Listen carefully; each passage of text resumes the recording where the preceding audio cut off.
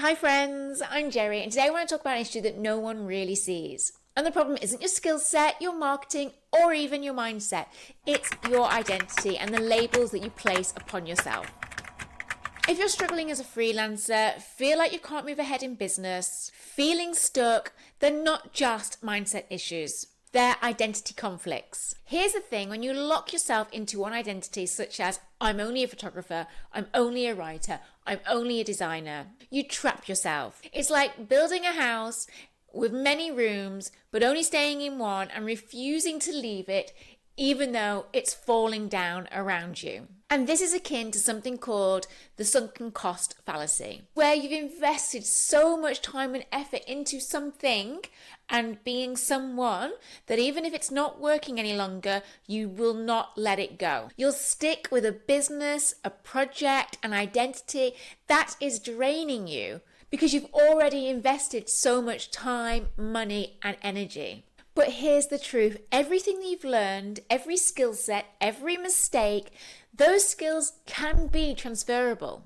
I remember when I first started in the photographic industry and I was solely just focusing on being a photographer. That meant saying yes to every photography job that came in, but also saying no to nothing that suited that identity, be it video, editing, retouching, creating, designing. It was always just focusing on the one identity. But because of that, it gave no room for flexibility or even expansion. I was stuck, I was getting burnt out, and it wasn't until I opened up myself to other opportunities, such as being a videographer, being a director, becoming a visual storyteller, and even going back to university and studying to my masters, was I able to feel like I could expand who I was tenfold. Because I'm not just a photographer, I'm a creator, I'm a business owner, I'm a philosopher, I love psychology, and I'm a coach. And with that suddenly came new opportunities. Public speaking, content creation, coaching, different areas of my business that I could build. My skills didn't disappear, they evolved. So if you're feeling stuck or stressed out at the moment, instead of saying that you are one specific thing, if you're a designer, instead of saying I'm just a designer, you could say that I bring ideas to life visually, giving you more area, more scope of work to play with. An expansive identity gives you more room to grow, to pivot, to change without actually feeling like you're losing yourself. Because the most practical way to change who you are is to start changing what you do. This isn't just about feeling good, it's also about making better decisions in your life and in your business. Because when your identity is flexible, you stop clinging to failing projects or toxic clients. And you start asking, does this align with who I'm becoming, what I want to be, and where I want to go in the future? And does this align with the values of my life? Let me give you an example of something that happened in my business that really shows you how these identity conflicts play out. I remember this moment so clearly.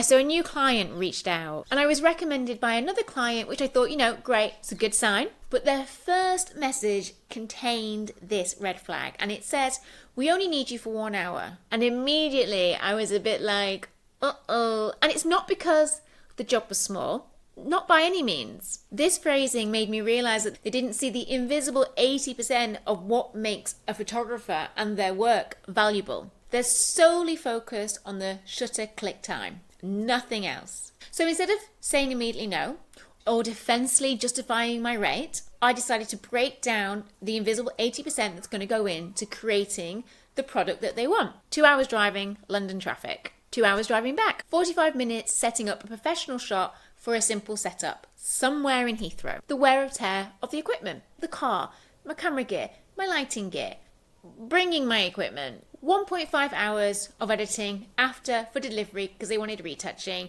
and obviously grading and to make it look professional. So what looks like 1 hour to you is actually a full day of committed work for me.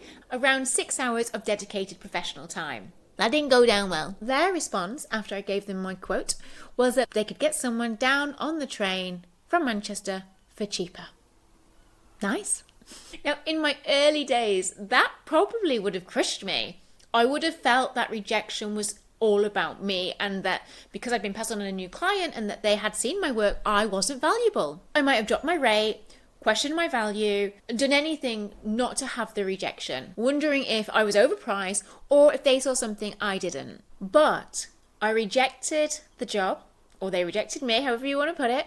And what that lesson taught me wasn't that I needed to be more competitive and lower my rates to suit them, was that I deeply valued my worth. And it wasn't about me at all. It was about someone looking to do the job at the cheapest possible rate, no matter the quality, experience, or outcome. And here is the crucial part. I have taken those cheap jobs. I have, in my early days, said yes to doing headshots in the middle of nowhere for £100 because I wanted the work, and two, you're learning and experiencing and you're finding your way.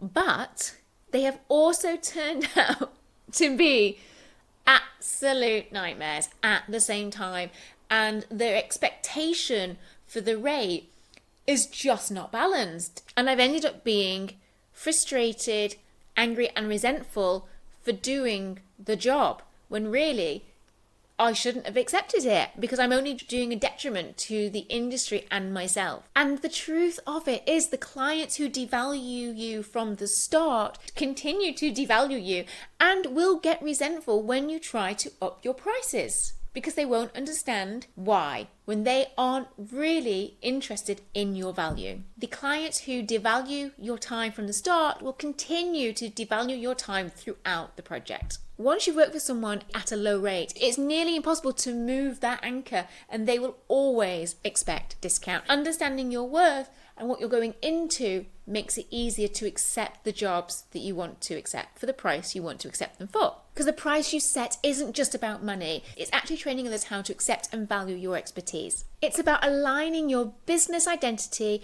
with your internal professional identity. When you know exactly what goes into delivering quality work, you no longer feel rejected because somebody can't afford it. You simply recognize it as a mismatch between what they want to pay and the reality of how much it actually costs to do the work. And the shift from taking pricing personally to seeing it as a business reality is one of the most powerful transformations you can make as a freelancer or entrepreneur or business owner or startup or coach. Whatever you are as a self-employed individual, that's powerful.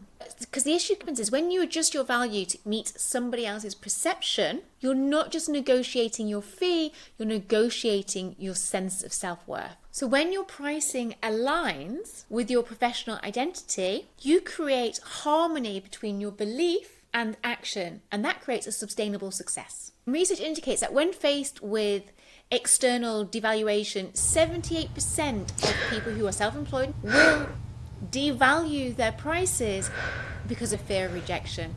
And really, the question shouldn't be, am I worth this much? The question should be, what does it cost to deliver the experience and the requirements for the client? And that's a calculation, not an emotion. Here's what most of us are missing, is that every time you accept less than your worth, you're not just losing money, you're reinforcing a limiting identity that will keep you stuck. And the magic really happens when you realize that you have the courage to walk away from the clients who devalue you. Courage attracts the clients that value you properly. So here's my challenge for you.